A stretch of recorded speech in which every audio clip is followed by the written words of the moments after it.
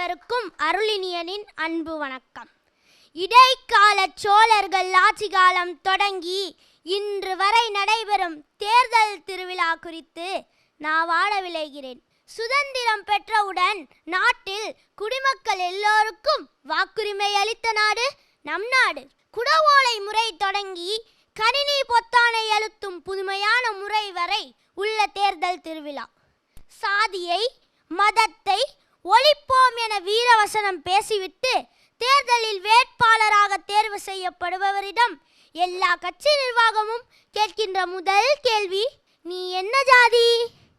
உனது தொகுதியில் உனது ஜாதி ஓட்டு எவ்வளவு என்பதுதான். வினாக்குறி போல் வில்லாய் வளைந்து ஏழை எளியவர்களிடம் வணங்கி வாக்கு கேட்பவர் வெற்றி பெற்ற பின் நடந்து கொள்ளும் விதமே வேறு மாதிரி. நம்ம தெருவுக்கு தாரை தப்பட்டை கட்டியம் கூற வேட்பாளர் வருவார். ஏழை பெண்கள் மஞ்சளையும் சுண்ணாம்பையும் தட்டில் கரைத்து வைத்து அன்போடு வரவேற்பது போல் நடிப்பார்கள். அதற்காக அவர்கள் தட்டில் போடும் காசை பெற்றுக்கொண்டு அந்த அரத்தி தட்டு அடுத்த வேட்பாளர் வருகைக்காக காத்திருக்கும்.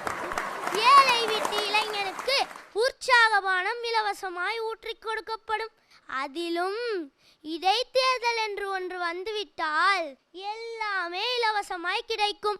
பாத்திரங்களும் மூக்குத்தி மோதிரங்களும் வீட்டுக்கதவை தட்டும்.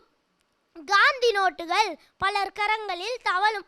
சில இடங்களில் சொம்பில் பால் கொண்டு வந்து சத்தியம் வாங்கும் அபத்தமான நிகழ்வுகளும் அரங்கேறும்.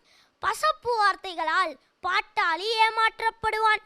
அடுத்த தொகுதிக்காரன் எங்க தொகுதிக்கு எப்ப இடைத்தேர்தல் வரும் என ஏங்கி தவித்திருப்பான். தேர்தல் காலத்தில் அம்மன் கோயில் திருவிழா போல ஊரே விழாக்கோலம் பூண்டிருக்கும். வேட்பாளர் கொடுத்த பணத்திலேயே அவருக்கு துண்டுகளும் மாலைகளும் போடப்படும். அண்ணே பயப்படாதீங்க, 5 தெரு ஓட்டும் நம்ம கண்ட்ரோல் தான். நான் யாரை சொல்கிறேனோ அவங்களுக்கு தான் இந்த ஜனங்க ஓட்டு போடுவாங்க என்று எல்லா வேட்பாளரிடமும் பேரம் பேசும் பந்தா பரமசிவம் ஊருக்கு ஒருவர் இருப்பர்.